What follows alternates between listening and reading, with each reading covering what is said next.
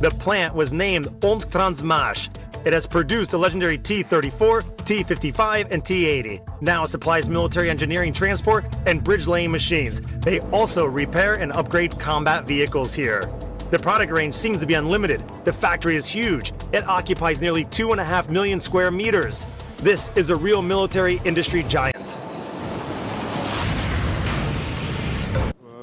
This is the first overhaul stage. Here, we dismantle tanks.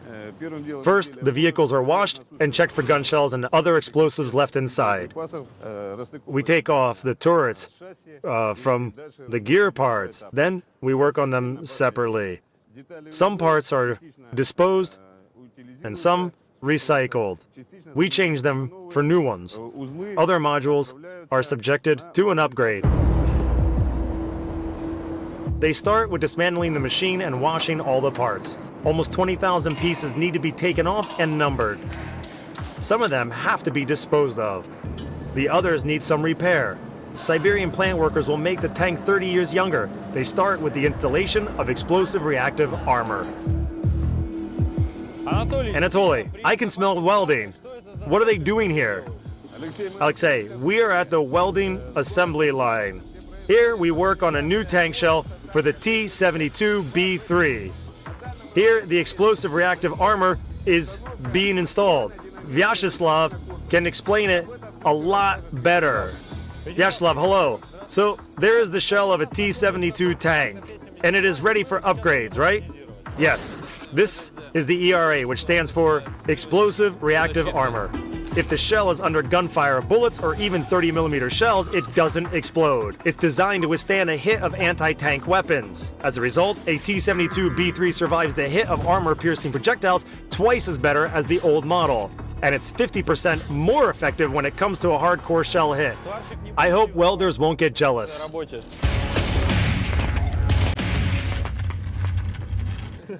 I think they won't.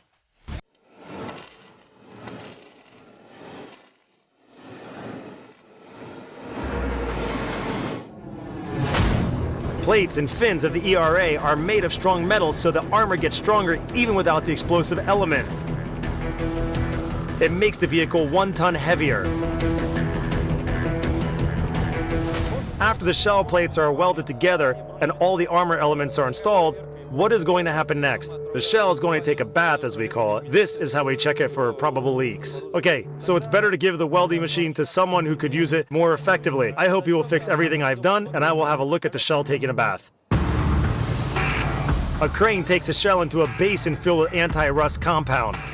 It is left there for 20 minutes while the staff is performing a leak test. If necessary, they will fix the leaks manually and repeat the procedure.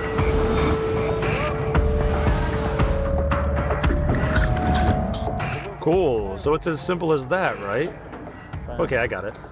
Now, as they took the shell to the reservoir, it's time to sink it into the compound.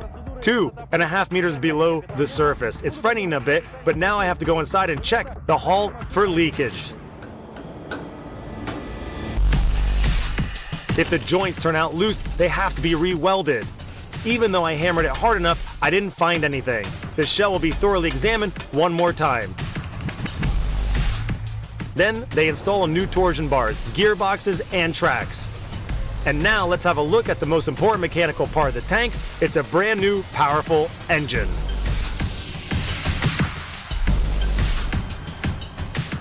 So this is the new engine for the T-72B3. What was wrong with the old one?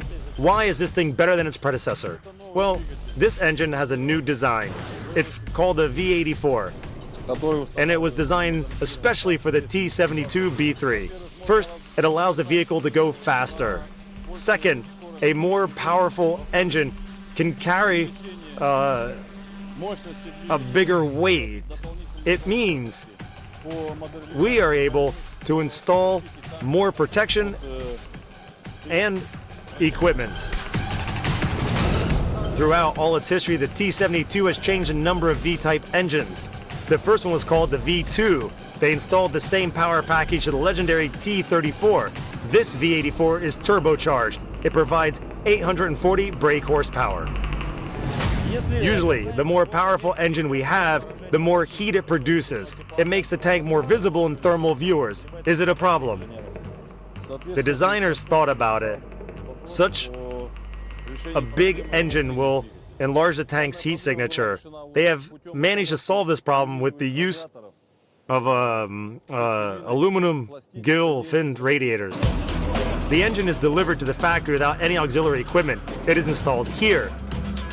They set up an exhaust smoke system, injectors, and clutches. Then the cooling system and oil inputs are connected. The engine is ready to be set in the tank, but it still needs some adjustments. So we've installed all the chassis components and have performed a proper field test. It meets all the requirements. It's just gorgeous. What about the gun? Are there any changes? Yes, there are. The T-72B3 is equipped with a high-precision gun, 2A 46 M5. It provides better strike accuracy, up to 30% due to some design changes. The gun has a longer slide and a more sophisticated recoil mechanism. The new gun can fire new ammunition. For example, it's equipped with Finette's composite shells. The barrel no longer has wall variations, so it's not affected by flexures. What is more, the gun tube is covered with thermal control coating. It doesn't allow the weather conditions to affect the strike accuracy. As far as I understand, this is some kind of test rig. Yeah, here we conduct one of the final testings before the gun is installed into the turret. We imitate a shot to measure the backblow.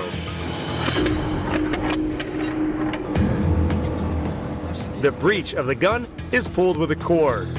Then the backblow distance is measured. If it's okay, the spent case injection system is tested. After that, the gun is ready to be installed into the turret. As soon as the spuds are fit into the pits of the gun, then it's fixed with screws and wires. The turret is equipped with the fire sight and control system.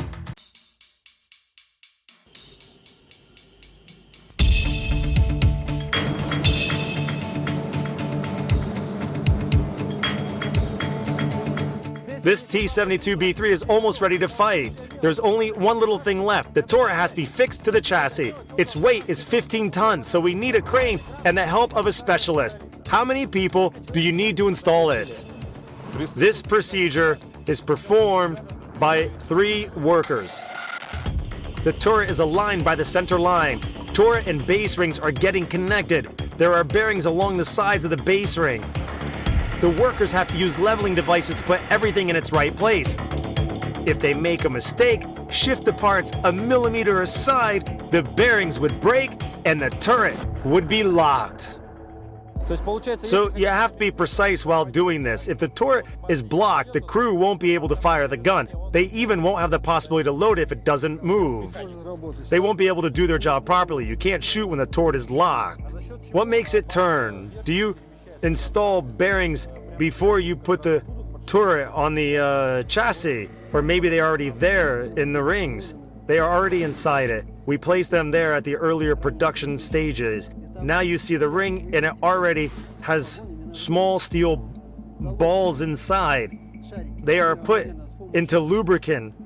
Springs are then used to help them spread along the ring. And sorry to interrupt, I think it's done.